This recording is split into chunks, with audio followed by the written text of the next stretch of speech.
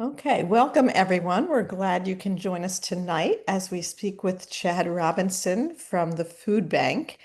I want to give a shout out to Representative Mara Gorman, who was the one who planted the seed for this idea to invite the food bank to join us this evening.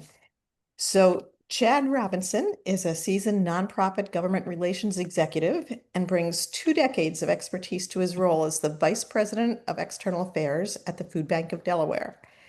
At the Food Bank, Chad leverages his background to drive advocacy and public policy efforts while working to foster strategic partnerships. This ensures that critical support reaches those in need.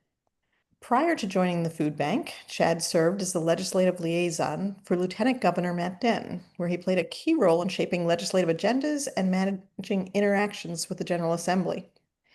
Chad is deeply committed to community service and serves on several boards throughout Delaware. When not working or volunteering, he enjoys traveling and spending quality time with his family. So, welcome, Chad. We're so glad you can join us.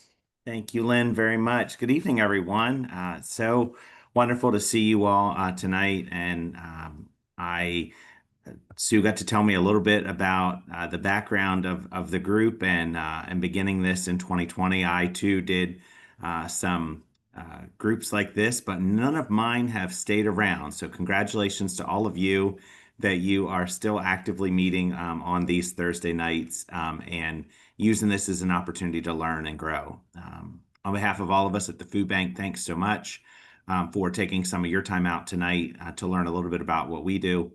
Lynn, thank you for not giving my full bio that I sent you today. I appreciate that. I told her it's rather lengthy, but to cut and use what she would. So thanks for not doing all of it. I appreciate it. Um, so tonight, what I would like to do is just really share about again what we're doing here at the food bank, what hunger and food insecurity looks like in Delaware right now, and hopefully this spurs a lot of questions in yourself as we go through the presentation. So as we do, if you do have questions, please drop them in the chat. I will put that up on my screen. So if it's something that I I know I'm not going to cover or something that's relevant right then, I'll answer it right then. If not, we'll definitely answer it at the end when there's an opportunity for questions at the end. So please drop all your questions.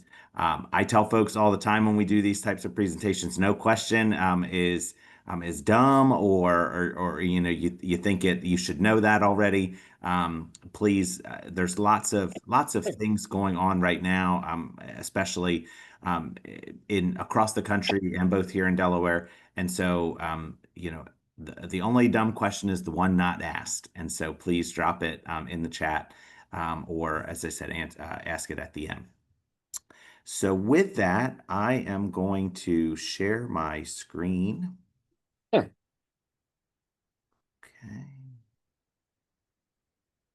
All right. So hopefully you all can see some pretty pictures of fruit and a little bit of information about the food bank there. Is that okay? All right, I can see Lynn's head nodding, so that makes me happy. So our goal here at the food bank is a community free of hunger. That is the guiding star of what we see our mission to be, and really reaching that goal through serving Delawareans that are in need. Our mission is to inspire hope in our communities by providing food to nourish Delawareans while collaborating on long-term solutions to hunger and poverty. Tonight, you're going to hear me talk about two big buckets that are important to us here at the food bank, what we call food for today and food for tomorrow. Food for today, how we can feed people that need us today, how we can put food in the bellies of those who are experiencing hunger or food insecurity right now, and how we can, hopefully get them to a place where they can to get the food they need for today. But we also recognize that we have a very unique role in terms of providing, again, what we call food for tomorrow, opportunities that we can make tomorrow better than today, hopefully change a person's situation where they might not need our services any longer, lead a person to self-sufficiency so they can, be able to provide for themselves and their families. And then also recognizing that in the long-term scale, that those who generally need our services don't have someone that's representing them in Dover or in Washington, D.C. They don't have a lobbyist. They don't have someone who's kind of advancing, their issues and making sure that the things that are affecting their lives are heard in the hallways of um, our legislative bodies. And so we recognize that we have a role to take what we are hearing from our neighbors. That is what you're going to hear me refer to to the folks that utilize our services tonight. We call them neighbors. And so we know it's important for us to raise the things that we're hearing from our neighbors, to raise their concerns, to give them, no pun intended, a seat at the table at the legislative bodies in Dover and in Washington, so that they can be heard. So, who is food insecure? Right now, we know that far too many Delawareans are experiencing food insecurity, and it ranges from children to senior citizens, all backgrounds and classes. There's no person right now that's not, no type of person, no class, no anything that's not experiencing food insecurity. We know that food insecurity is in every district in our state, every county, every community. Right now, we know that about 1 in 8 Delawareans is identified as food insecure. 1 in 8 Delawareans is identified as food insecure. Among those, 1 in 6 Delaware children. 1 in 6 Delaware children. And so we know that the vast majority of those that we serve, the neighbors that we serve, are also working. We hear from neighbors that are accessing our services that they are currently working, often more than one job. They find themselves in a position where there's just not enough to go around, and we'll talk about that in a minute. We also know, looking back, that so many Delawareans are but so close to needing our services. In the pandemic, at the height of the pandemic, we saw neighbors who were previously donors to the food bank that found themselves then in need of our services. And we've seen that over the years. I've been with the food bank now for 13 and a half years. And when I first started here at the food bank, we saw that in um, then kind of coming out of the 08-09 financial crisis. We were still kind of making our way out of that when I first started here at the food bank. And we saw it again in the housing boom and bust of the mid 2010s. And we saw it again in the government shutdown of 2018, 2019. We saw it again during COVID, and something tells me that we're going to see it again in the days ahead as we now tackle the government shutdown of 25, 26. And so once you take that first paycheck away from many families, that is often game changing. Um, when you take that second paycheck away, it's detrimental. And so if you think about, when I think about myself, and maybe some of you are in the same situation, once that first paycheck is missed, you might be able to move things around. When the second paycheck is missed, that's then all of the monthly bills, the mortgage, the rent, all of those kind of big things. And so then that becomes catastrophic. Um, we also have, as I said, because so many of our neighbors are working, we also hear from our neighbors often that it is the unexpected things that change the balance. And so things like a flat tire on the car, or um, the washer or dryer going up, the things that none of us can expect, but when they happen, they have to be, they have to be fixed. And so it's true with the neighbors that we serve. It's those things that then they might be, barely getting by. They're utilizing our resources. Things are okay, but then that thing happens, and that changes everything. And then they're deeply in need of our services, and then the wraparound resources that we can offer as well. So, what are we hearing right now that are the big things that our neighbors are experiencing? This list is not exhaustive by any means, but these are the big ones that we're hearing about right now. I won't take them in order.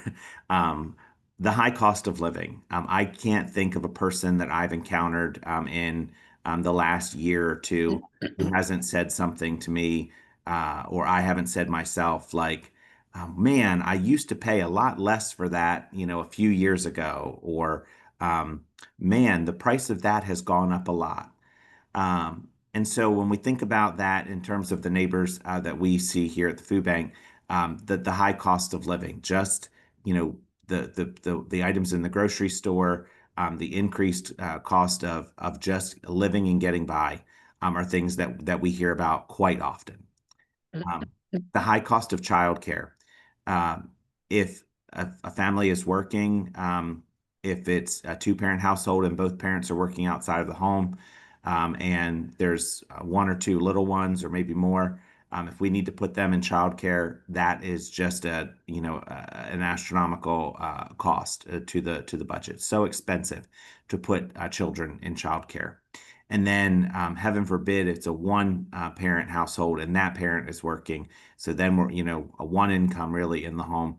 And then, having to put child care is just, again, something that just really drains quickly those resources. Hear from many neighbors the lack of affordable housing, um, trying to find housing. We do often see folks who are unhoused. And so they are, again, just trying to get by. We see folks who are couch surfing. So staying with one family tonight or one place tonight, staying someplace the next night, and so on. Um, and so there's a saying in our business that rent eats first.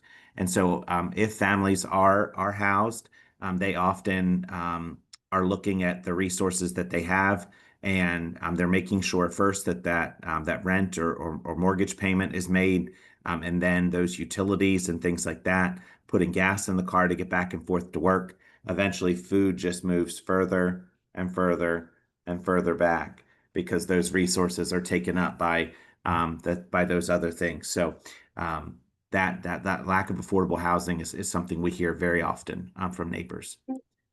And then medical expenses, both medical expenses that neighbors are experiencing themselves, if they are able to obtain insurance, if they're working, part-time jobs where there maybe insurance isn't offered through the employer. It might be cost prohibitive to obtain that insurance, in other ways. And so, hearing about, the high cost of medical expenses, but also kind of in this same vein, also hearing a lot from neighbors about um, aging family members who are moving in to the home. So maybe grandma, grandpa, aunt, uncle, whatever the case may be, is now moving in with the family. And then, so it's another person at home, another mouth to feed. Um, and again, as those folks age, also providing their needs as well in that time. So we hear a lot of neighbors who are experiencing um, medical costs in that way, not directly for them, but in terms of aging loved ones. So we really try to meet the need of our community through our two facilities. So on the right-hand side of your screen, you'll see on the top, you'll see our Newark facility, roughly 80,000 square feet. And that facility primarily serves Newcastle County. And then at the bottom right, the Milford facility, where I am tonight, about 70,000 square feet. And that facility primarily serves Kent and Sussex counties. We did more recently move to the Milford facility. It was completed and we moved in January of 2024. We moved from a 16,000 square foot facility to a 70,000 square foot facility in Milford. Um, we had known for a while the need that existed in Kent and Sussex County, and we knew we needed to move to a facility that we could operate all of our programs out of, that we could make sure that Kent and Sussex had everything it needed. Before that, we were storing most of our food and items in that 80,000 square foot facility in Newark, and then running trucks up and down the road all of the time to bring product to Milford. Um, Only a small space there at 16,000 square feet. So to try to get it in and quickly get it back out the door. So it was not cost effective. It was not, it was not the right way to do business. So this facility here has been wonderful in terms of allowing us to do the work that's desperately needed in Kent and Sussex. Um, Last year, we distributed just over 17.2 million pounds of food throughout the state of Delaware, 17.2 million pounds. If you're like me, and you don't really know what pounds look like outside of the grocery store or the doctor, then we'll convert that into meals for you. It's about 20.6 million meals that we distributed last year across the state of Delaware. And that's fiscal year, so that ended June 30th, 2020, or 2024, excuse me. Um, 2025. I'm going to get this right sooner or later. That was bad. Uh, June 30th, 2025, ending fiscal year 25, 17.2 million pounds. That's 17.2 million pounds, 20.6 million meals represents the highest distribution of any year in the 44-year history of our organization. Highest distribution of any year in the 44-year history of our organization. A lot of folks thought, things should miraculously get better after the COVID pandemic. We certainly know that's not the case for all the reasons previously mentioned on the slide before. We're still seeing that incredible need across our communities. We couldn't do the work we do without incredible partnerships. And the partnerships, really the backbone of those partnerships are our partner agencies in the communities. Food pantries, food closets, soup kitchens, child nutrition sites, senior nutrition sites up and down the state. Many of them located at faith communities, community centers, places like that, that operate a food pantry or food closet or some type of meal program for their community. Right now, we have about 250 partner agencies statewide. Again, they're located in those communities. They know those communities, the communities that they're in. They know what the needs are in those communities. They're best positioned to serve those communities. And also, in a very real way, we don't want neighbors to come all the way to Milford or Newark, depending on where they live, to get assistance if they can get assistance right there in their own community. It saves their resources that they have by not having to travel all the way here. So really, those partner agencies are the backbone of what we do here at the food bank. And then certainly our generous community. We are a 501c3 nonprofit. So everything that we do is, the generosity of our neighbors, Delawareans who support us, foundations, businesses and corporations. It truly takes a village to make sure that we have all of the resources that we need to get the food out the door. So where does all of this food come from? You heard me say 17.2 million pounds, and you might be thinking, where do you get 17.2 million pounds of food from? So really, there's three big ways that we get food at the food bank. Again, I will take these slightly out of order on this slide, but we'll start with the obvious ones. A lot of people think that the only way we get food at the food bank is through donations from individuals. And while yes, that is a large part, of what we do, it is not the largest part of the way that we get food. But that is the traditional way that folks think of. And often on that donated side, it comes through community food drives. It comes through individuals donating food, something like your church having a food drive, inviting folks to bring in items and then donating those to the food bank. But also those food donations on that side also come from manufacturers and retail stores that we work with. So I tell folks, every grocery store you can think of, Sam's Club, BJ's, Acme, Costco, Walmart, Giant, Whole Foods, Piggly Wiggly. You think of one, we have a relationship with them.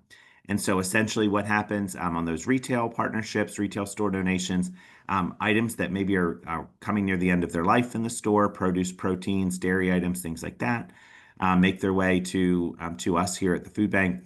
Also, items in the store that maybe the can is dented or the box is torn, but the food is still good. That all makes its way here to the food bank as well. It gets sorted in our facilities and then ready to go out to neighbors or agencies across the state.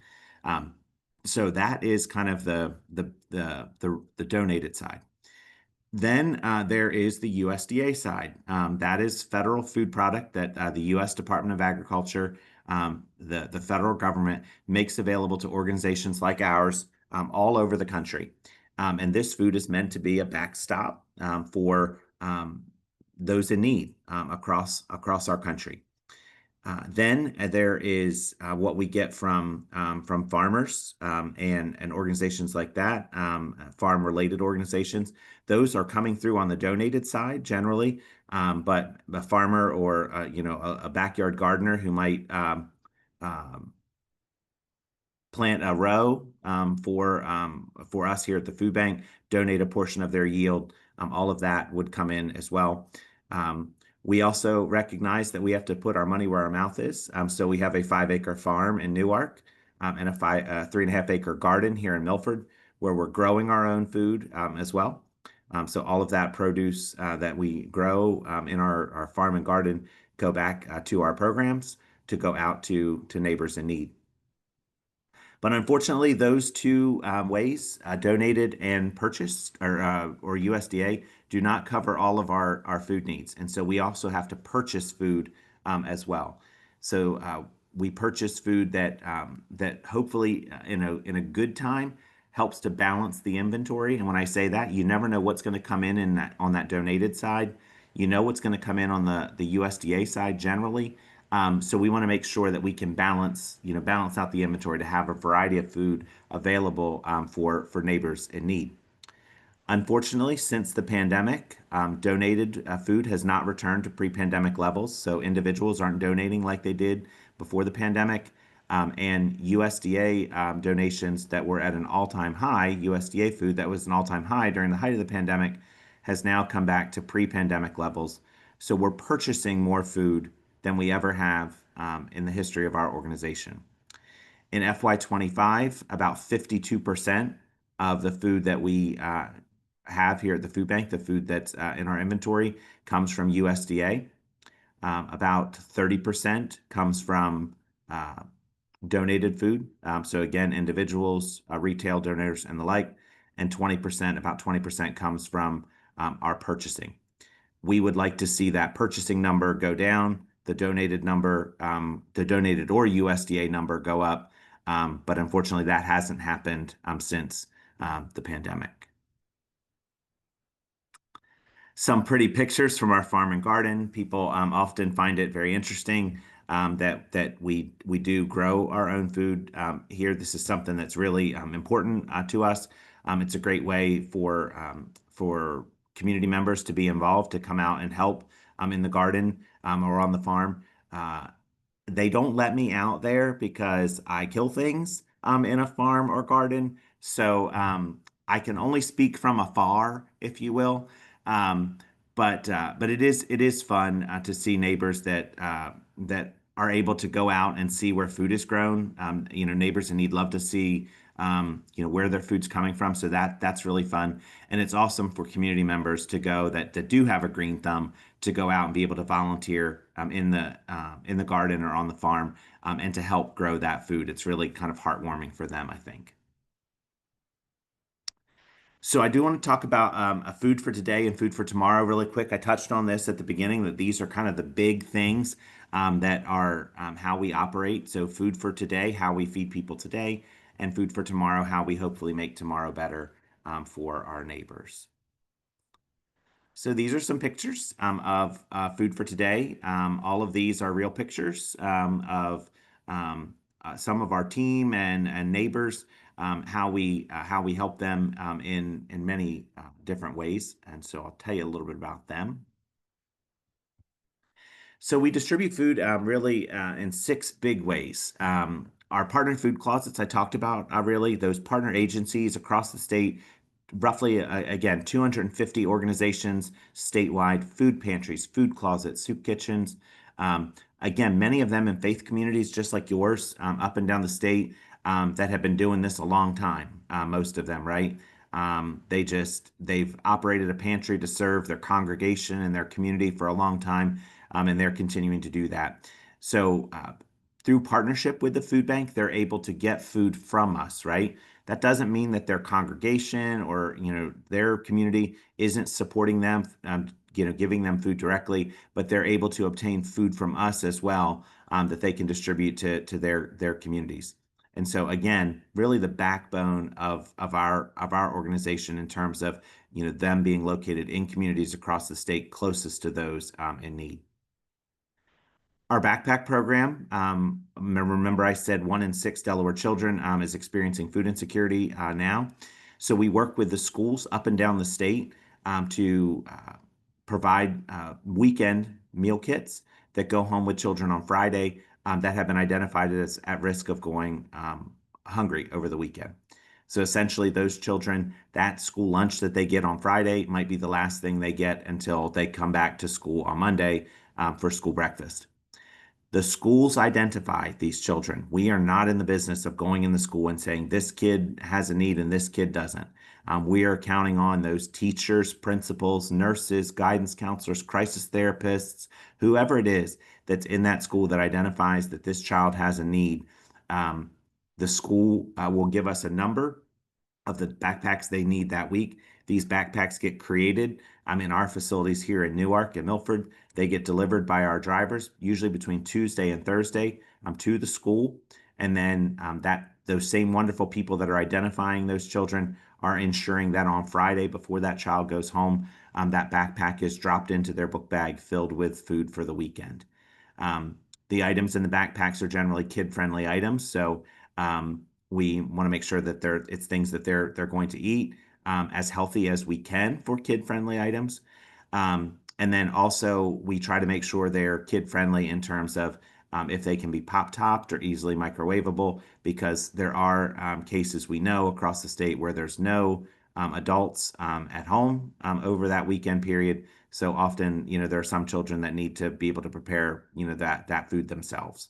Um, so we right now are doing uh, so many of these backpacks, thousands and thousands of them across the state, um, providing again, these meals for children, working directly with those schools. This is always a program that there's always more need than we can support. And so this is always an area where we are encouraging charitable donation in terms of we want to make sure that if a school identifies a child that we can provide food for that child, right? And so we want to make sure that there's never a gap in that way. Our healthy pantry centers are locations in Newark and Milford where we have a pantry right on site where if neighbors make their way to us, we're able to provide direct assistance to them. These healthy pantry centers hopefully serve as a model as well for our partner agencies to see how a food closet can be set up. The Our healthy pantry centers in both locations are what we call client choice, meaning that neighbors are able to come in and select the items that they want for themselves and their families. So they come in, they go through a check-in process. They're teamed up with a volunteer. The volunteer helps them shop the aisles of the pantry, and then helps them to their car when their visit is completed, and helps them load up their car. Again, client choice provides incredible dignity to our neighbors, but it also cuts down on food waste, right? The last thing that we want to do is see folks take food that they're unable to eat. If we just prepared a box of food, we don't know what individuals' food allergies may be, what their food preferences are. And so when neighbors are able to select the items that they want, they're not taking something that they are not going to use, right? They're able to use all the items that they select. So again, it's a way for us to distribute, but also as serving as a model for other agencies that we have across the state to see how we set up our pantry. Our mobile pantry, when we go into a community that has a need, we load up food on our truck. We throw open the doors in that community and we serve directly. Oftentimes, these are in partnership with local groups, organizations, faith communities, whatever the case may be. And again, this allows us to go. We recognize we can't be everywhere all at one time. So this mobile allows us to go into a community that might not have food resources in the area, might not have a grocery store, convenience stores, but also might not have a food pantry in the area. So we're able to go take the mobile unit directly to that community and serve them directly there. Again, we recognize that not everyone, even through partner agencies in the communities and our mobile unit, that still might not touch everyone. So we have a home delivery program in partnership with Amazon. So neighbors that are homebound, either through sickness or disability, or we hear often of neighbors who are working, maybe working two jobs where they're not able to be away from work during the times that most of the traditional pantries are open. So they're like, well, what do I do? I get off work at 11 o'clock in the evening. I go back in at 8 o'clock the next morning. There's no pantry or anything open during that time. So that home delivery service allows that box to be delivered right to their door. So again, it's in partnership with Amazon. And so I'm sure everyone on this call has gotten an Amazon box at some point or the other on their doorstep. And so that box of food that arrives on that neighbor's doorstep looks just like your Amazon box. So again, it's no shame or anything like that for someone who's getting that delivered right to their door, and again provides a great resource for those folks that can't get to another means. And then our senior nutrition program, we recognize that those that are in their golden years are often living on a fixed income. And so they are in a position where once that pension check or Social Security check or whatever it is runs out, there's a gap between then and when that next one comes in. And so providing a supplemental box of food to help them get through that time full of staple commodities. These are set up to be picked up once a month. So the senior will come to a location once every month, pick up that box of food, and it's the same time every month. So the second Tuesday of every month, or the fourth Thursday, or whatever the case may be. And they're picking up most often at a senior center, a senior living community, someplace like that, where hopefully they frequent already. So that way we're not taking them out of their way. They're picking it up at a place that they frequent, that hopefully they frequent often. Right. And then food for tomorrow. So how we make tomorrow better for neighbors in need. So again, some pictures of our team and neighbors that are receiving services. Again, these are ways that we can provide neighbors with knowledge or opportunities to make tomorrow better. So some of the ways that we do that are through nutrition education, helping neighbors think about how to eat more healthy, how to buy food on a budget. Um, the best example I can use is going down aisle 4 or whatever the case may be, and you see that rice cup that's on aisle 4 there, and you can pop that in the microwave, and that gets you that one meal right then. It might be $4.99, whatever the case may be. Um, Below that, on the bottom shelf, often is a bag of rice, maybe a 5-pound bag of rice. And you can get multiple meals out of that 5-pound bag of rice. And maybe that bag of rice is only $2. And so it's the opportunity to save money, to stretch your food dollar further to get more meals out of that bag of rice. But a lot of neighbors don't know or have the background or the experience to think about how to do that and what they could do. And so our nutrition programs give them, mechanisms to do that. The other good example that folks use often is the rotisserie chicken. Um, some folks buy that rotisserie chicken on their way out of Walmart or the grocery store or whatever the case may be. And they can only think about eating that one time, right? Just eating the chicken off of that. But the Forrest Gump model of that rotisserie chicken, right, is chicken salad, chicken stew, chicken soup. You know the drill, right? You can make multiple things out of that rotisserie chicken. And so maybe it's helping them think about that and what they can do to stretch that food dollar just a little bit further for resources. Snap outreach, the opportunity that helping folks sign up for the benefits that they're eligible for. And so if a person is, again, working, doing everything that we want them to do, they are just trying to make ends meet, getting on that benefit that they're eligible for, like SNAP, or if they're not currently receiving Medicaid or something like that, might be just the thing that allows them to reach a stable point so that they can then put resources away and then eventually get off of those programs. But not everybody knows about those programs, nor has the time or the ability to go to the state service center or wherever and complete that application for SNAP. Sometimes it can just be overwhelming as well. If you've ever gone on to complete an application like that or applied for other state services, you know that that can often just be a lot. And so our team can here help them complete that application for them. We are partners with the state. We have a contract with the state. We're allowed to complete applications on behalf of neighbors. In addition to completing that application, we are then able to serve as an authorized representative for them. So we're able to call DHSS, ask questions about their application, get more information, all of that, so that that neighbor can get those benefits that they need.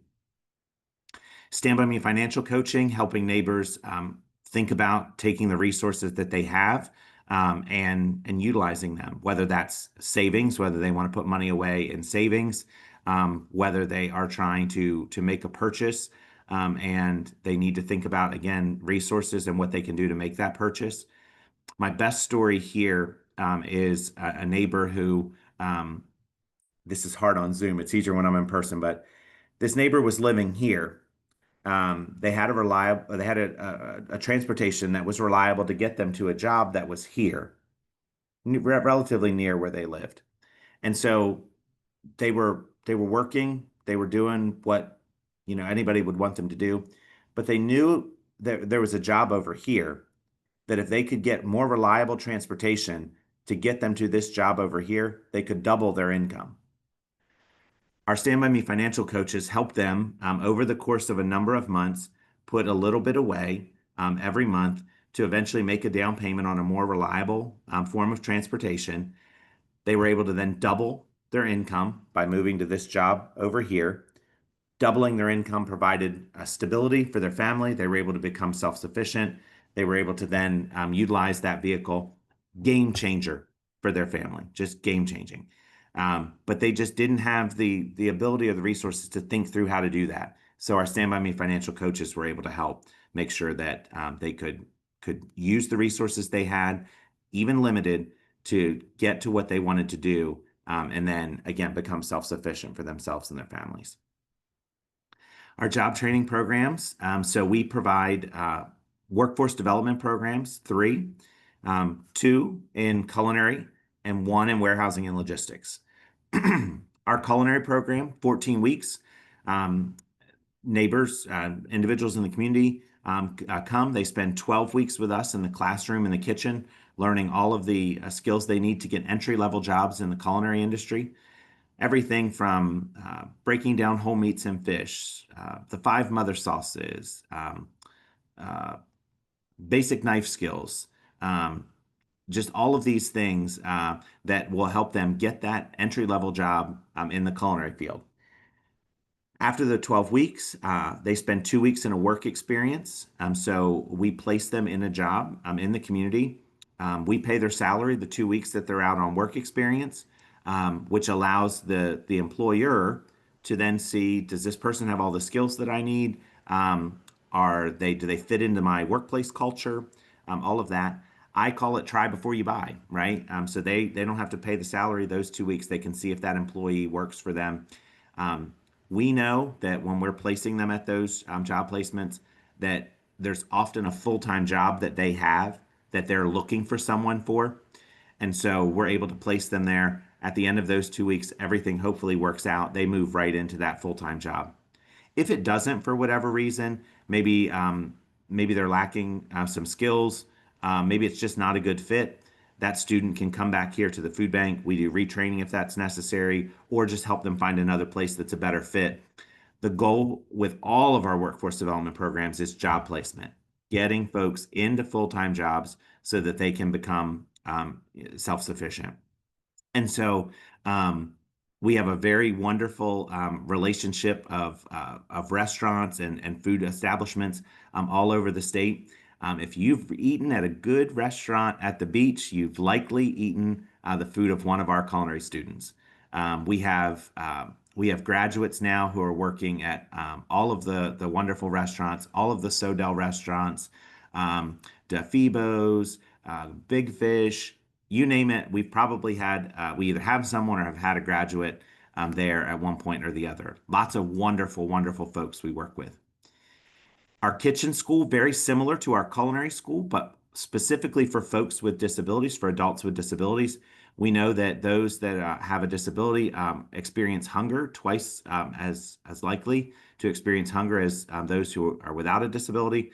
So our kitchen school program allows those folks to come in, very similar program to what we're offering in the culinary side, but with the kitchen school, those additional supports that those individuals need, one-on-one coaching, the opportunity to have a job coach go with them to that initial job placement, to be with them in the work environment initially, to follow with them after graduation as they begin that work journey.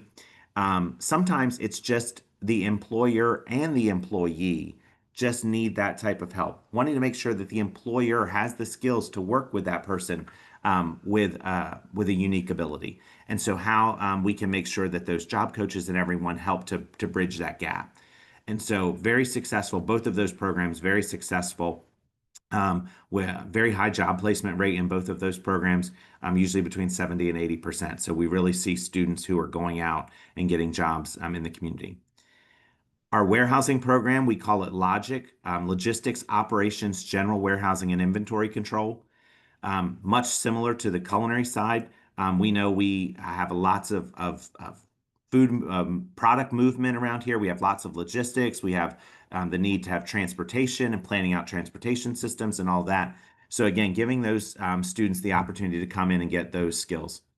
On the culinary side, students are getting a ServSafe certification. We're a certified trade school in all of the programs. So they're graduating with a trade school certification when they graduate. On the logic side, the warehousing and logistics side, they're graduating with an OSHA 10 certification, forklift certification, and certified logistics assistant certifications. So again, giving them real life skills, real life credentials that they can take right into the workforce. Similarly, 12 weeks with us in the classroom in the warehouse, 2 weeks of paid work experience, moving them towards job placement. I mentioned a couple minutes ago that we know that individuals with disabilities are likely to experience hunger at twice the rate of those without disabilities. So we also have a specialized and training employment program here at the food bank where we offer an employment to those with disabilities here at the food bank to gain skills.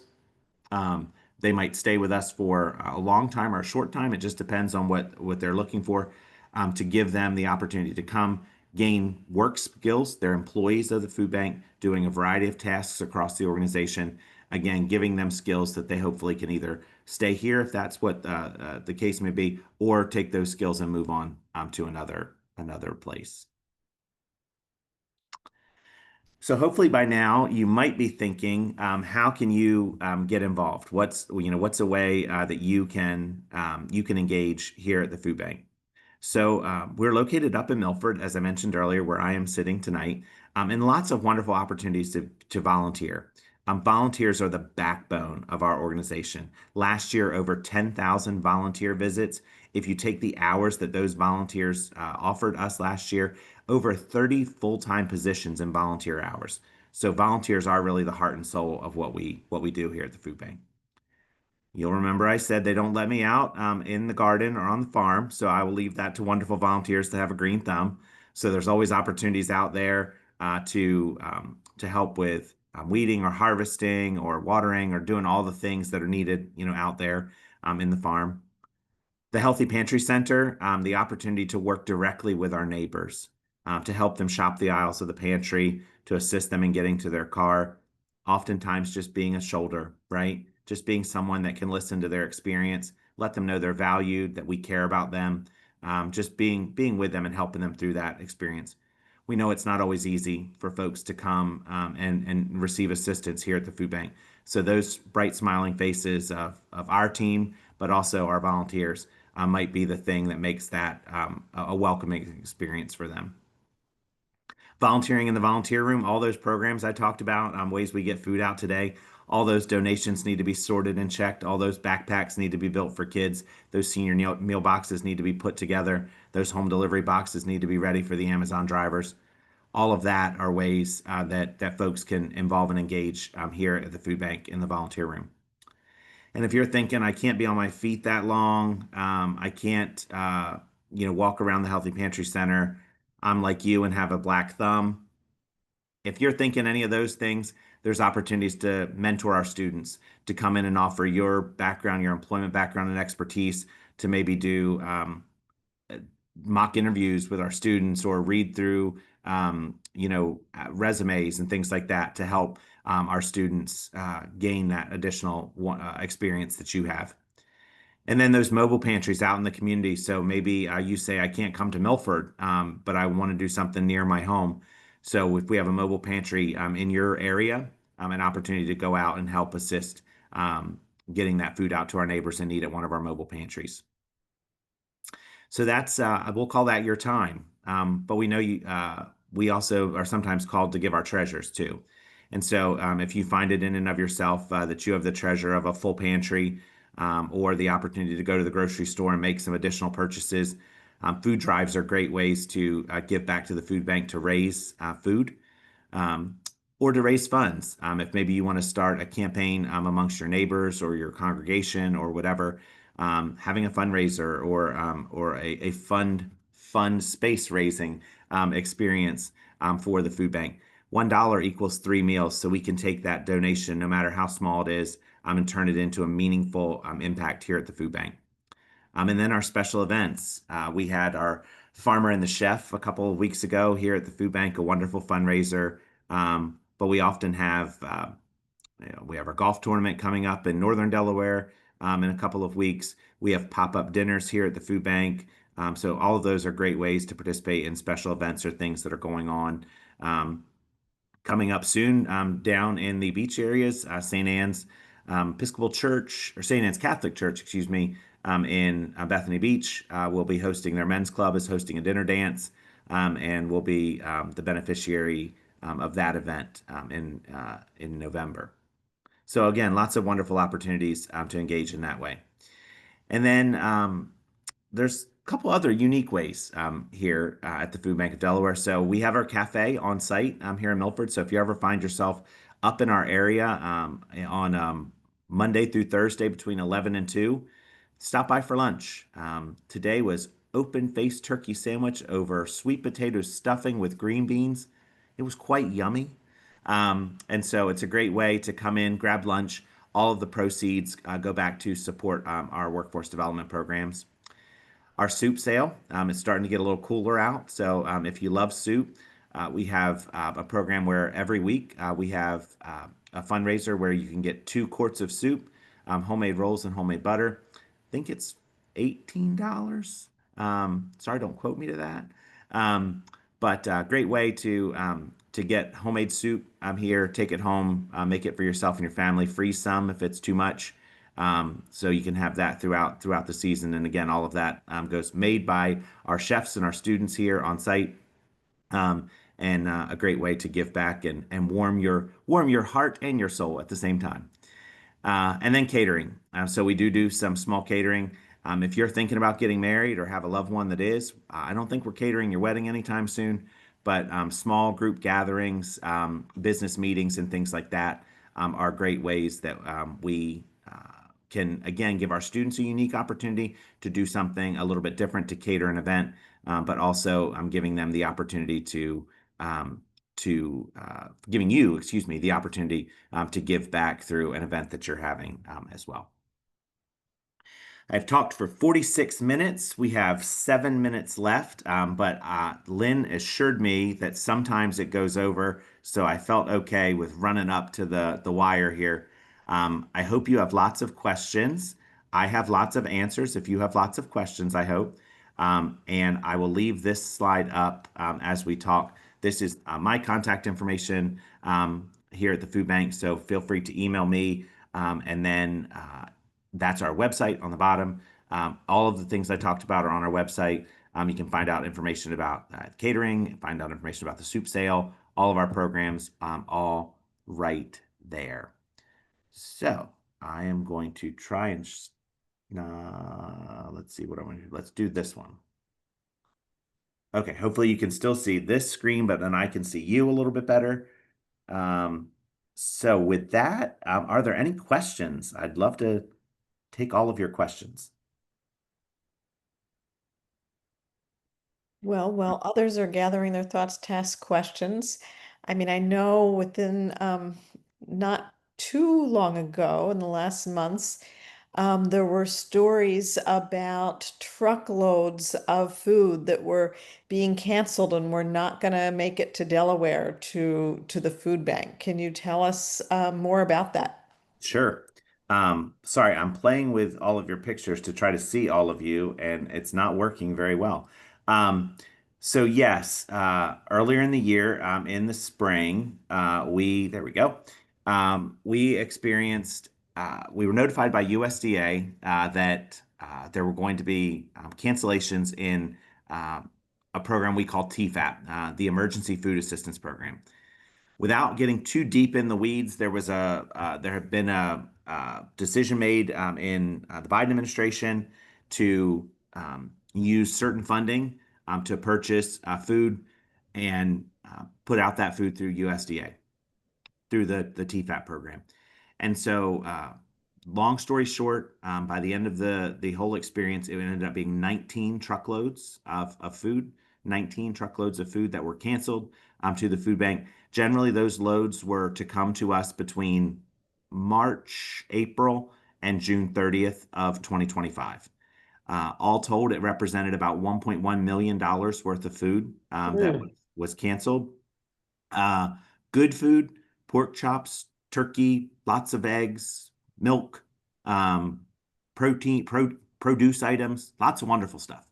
And so we have kind of weathered that, if you will. It did require us to really have to do some belt tightening in terms of making some changes, kind of wanting to ensure that we could make sure that the food that we did have we could make make available as equitably as possible across the state. So really an experience. One of the things that continues to get me in terms of that experience is you'll remember I told you 17.2 million pounds last year, the highest in the 44-year history of our organization. If those loads had come in, they likely would have gone out and that number would have been even higher. So it makes me really think about what, in terms of where we are in a need perspective, and knowing that had we gotten those loads, that they would have gone out, and that there would have been more that we could have done for the community. But that, as I said, those loads, June 30th was kind of the end of the loads that were canceled. We got the question often, was that all of the food you guys were getting during that time from USDA? Those 19 truckloads in that period represented about 29% of the food that we anticipated getting from USDA in that time period. So it was a good bit, but there was still food coming in that time from USDA. The next question that someone's going to ask, so I'll address it now, is, is that going to continue? My crystal ball's fuzzy. I don't know. We haven't heard anything right now in terms of food being canceled. We are actively watching what's going on in Washington. Welcome to day 2 of the government shutdown. And so with that, we know that there's a likelihood that federal employees will be coming to us for assistance if the shutdown goes on. In 1819, when there was the government shutdown for 35 days, um, we did see a number of federal employees that came to us for assistance, and so we anticipate that would happen again. Pardon me for looking down here, but the predominance of the work I do at the food bank is government affairs and advocacy. So um, in Delaware, there are 12,090 federal government employees that live here and 9,662 active duty National Guard, Reserve, or DoD civilians. So lots of Delawareans Mm. are affected in this way. So we're watching that actively, and then of course what the impacts of that will be to SNAP and other federal programs, and then the One Big Beautiful Bill Act. We're also watching that as well in terms of what that's going to look like in the months ahead. We know that there will be um, cost shares with the state for those programs that as part of that bill. So we have talked to the state and are continuing to talk to the state about that, so we can be make sure we know what that continues to look like, and then how those changes might affect those we serve so that we can best serve them.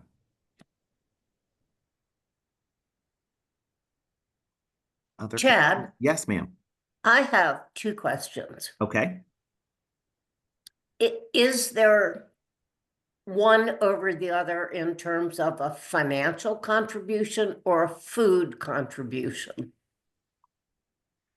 So I get that question a lot. So the answer is both. But as I say both, I always have to say to folks, if you think about your ability to go to the store and what you can buy for $3, what you can buy for $3, we might be able to buy for $1.50.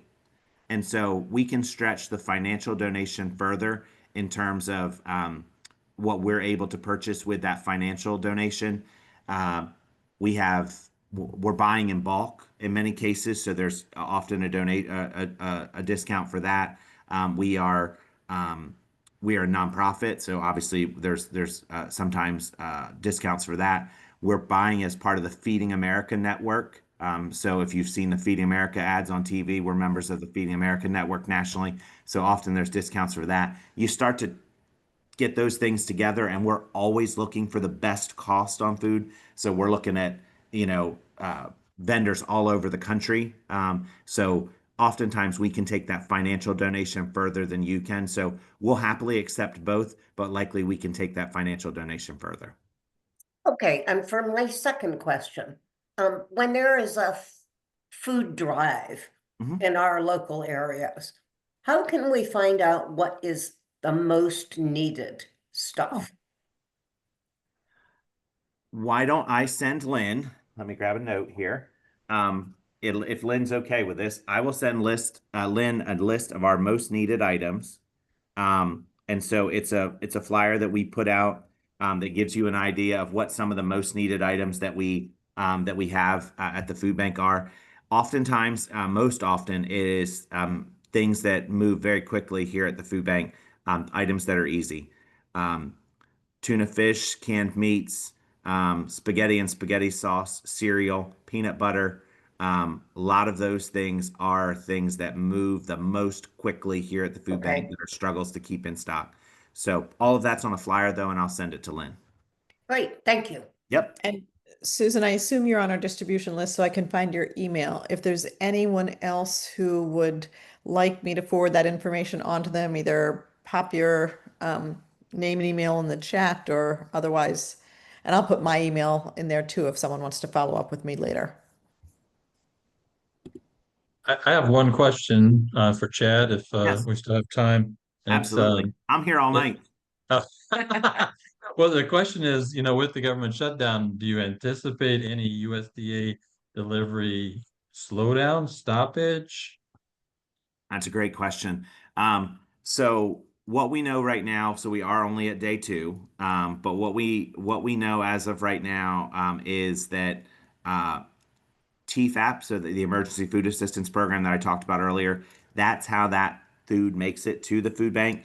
So any orders that we have that have already been confirmed by USDA are still coming. So we do know about that. The issue would be new orders, future orders, if the shutdown continues on for an extended duration. It gets a little fuzzy there. And so I'm going to say that right now, pardon me, right now we're ordered out through certainly through October, maybe a little bit further than that. If we got to a point where, again, the government shutdown was extended, it might get a little bit fuzzy at that point. Okay. As my question, we were watching the news tonight, and it appears that Meals on Wheels is running out of money, and that some services in some parts of the state are going to be closed down because they can't function. In our area, that would probably bring in a lot more seniors, and we don't want to react nervously and out of fear. We just want to try and be prepared to help people. So temporarily, what we have done is put 10 bags of groceries at a local library. Mhm. And we are also working with the the Cheers. Cheer Center, Okay. where we have a lot of elderly, and they currently are bringing a bus to us on pantry days. So there are some things that we can do, but we don't quite know either how to bridge gaps that we don't know yet are going to exist. So welcome to the community, I guess. I hadn't heard that, so I'll certainly look about Meals on Wheels. So often, for us, we work with, how do I say this? Let me try that again. Meals on Wheels and the food bank are two different organizations, but often serving the same folks, right? The ideal goal is that that Meals on Wheels delivery can be that individual meal that person can eat then, right? But we want to make sure that we also have food in the pantry for that person to have outside of once that meal has been consumed. Um, and so I think that in terms of what you're doing, I think that's probably a very good a good thing. Most of the libraries we are in partnership with in some way, whether again whether they're doing a food drive for us or whether they have a pantry or closet. Um, there's also our list of partner agencies as well. So I would direct you to our website, and you can actually see all of the pantries, all of our pantries in your area, and when they're open and all of that. So that would give you an idea of another place that again you best know your community. So you might say, oh gosh, I know that seniors frequent there, or I know that that's a very high need area, or whatever the case may be. And then you might choose to drop items there or whatever as well, which I think would certainly be great. Again, people ask us often about, well, you or your partners.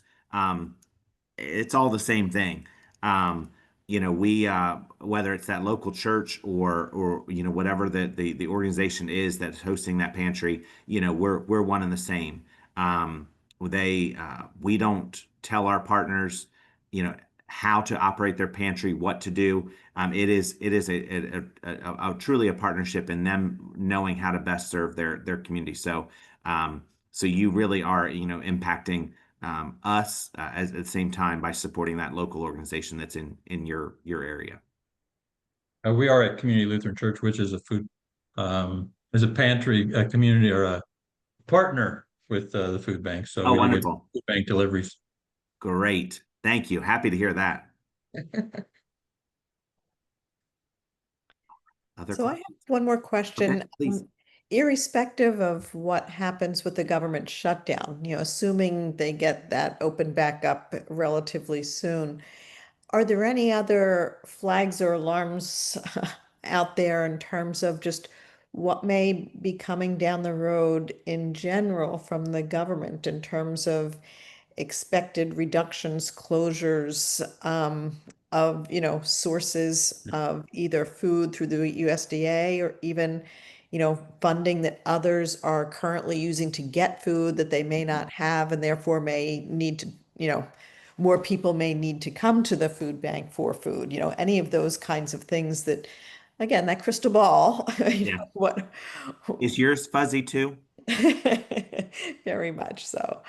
Um, so outside of again, we're day two of the government shutdown, so we're watching that. Um, but if we were talking 2 weeks ago, there was still hope that we weren't going to get to a government shutdown. Generally, what we were talking about was um, the changes that were made as part of the One Big Beautiful Bill Act earlier this year.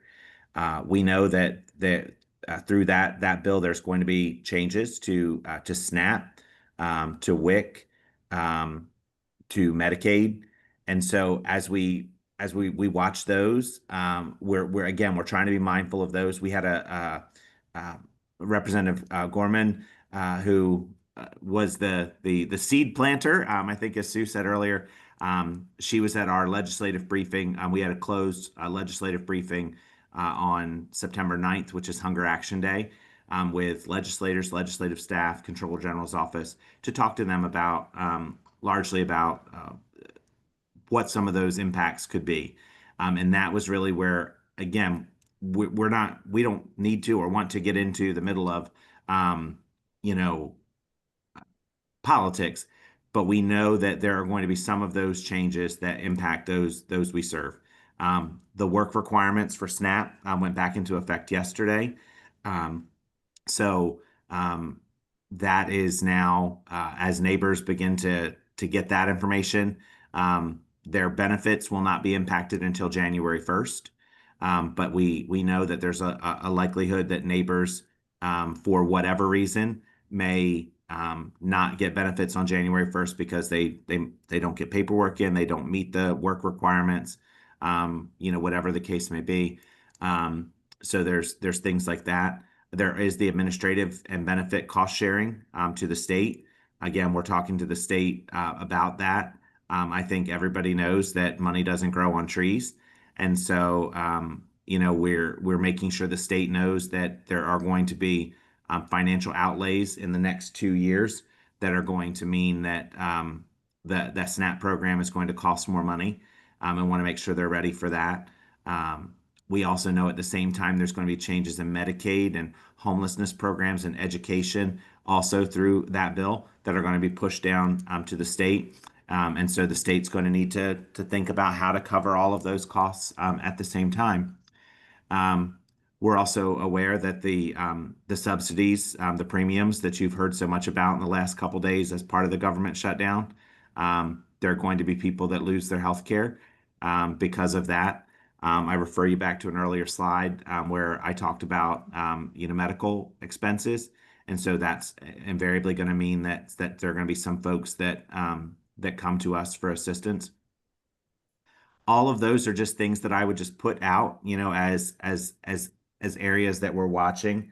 I would say, though, I'll kind of bring it back around to 1 in 8 Delawareans right now is experiencing food insecurity. It's impossible that we don't know who these people are in a state of less than 1 million people.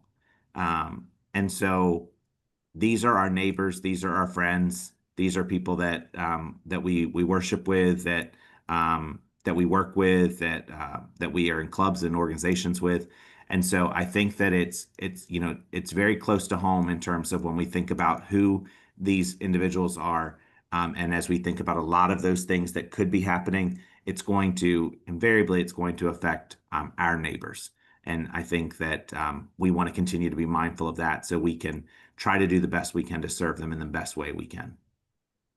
Chad, if I could offer one more thing. Please. I have been a supporter of Feeding America for decades. Thank you. And as my family has aged and doesn't require birthday and Christmas gifts like Mhm. they did when they were younger. Mhm. I have made it a practice to make financial contributions to Feeding America in their names and let them know what the hunger statistics are in their communities. Wonderful. Because fortunately, they're well fed. Thank you. That's a wonderful blessing that you're giving there to the Feeding America Network. Lots of folks ask us, what does Feeding America exactly do? Just real quick, they provide incredible opportunities for the food bank. There's lots of national, multinational corporations that want to donate to the issue of hunger and food insecurity, but they don't want to deal with all these food banks all over the country. They're able to go to Feeding America. Feeding America is able to say, okay, great. Let's figure out how we can support food banks all over the country. All those big grocery stores I talked about, they don't want to work with food banks all over the country. So Feeding America, combines them all together and says, hey, Food Bank of Delaware, you've got Walmarts here, here, here, and here, and you've got Giants here, here, here, here, here. Go pick up from all of them. They take all of the numbers, they get it back to that grocer or whatever, but they're also fighting in the halls of Congress legitimately right now. I get Before I got on this call, I got a GR update from our teams who are with Feeding America, trying to convince members of Congress, right now what's happening with those experiencing hunger and food insecurity across the country. So your donations are well used, and I'm glad that you're sharing those statistics with your children and grandchildren and others as you're making those gifts, because that's what's impactful, to show them exactly what is going on in their community wherever they live, because hunger is present in every community everywhere in our country. Absolutely. On that note, we're going to have to close it out. We want to be respectful of people's time, but thank you, Chad, for sharing so much with us this evening. We all learned a lot. For those who might be able to come back next week, we are going to have Senator Tizzy Izzy Lockman. will be speaking with us about the Reading Consortium that she is the co-chair of, and that is focused on public school education, K-12, and in particular, I think they are getting to the point of making recommendations regarding redistricting, which has been something that has been talked about for many, many years. And so I think she will be presenting an update on that. So I hope many of you will be able to come back and join us again next week to hear her speak. So thanks again, Chad, and good Thank night to you. everyone. Good night, everybody. Have a wonderful Thank night. you so much.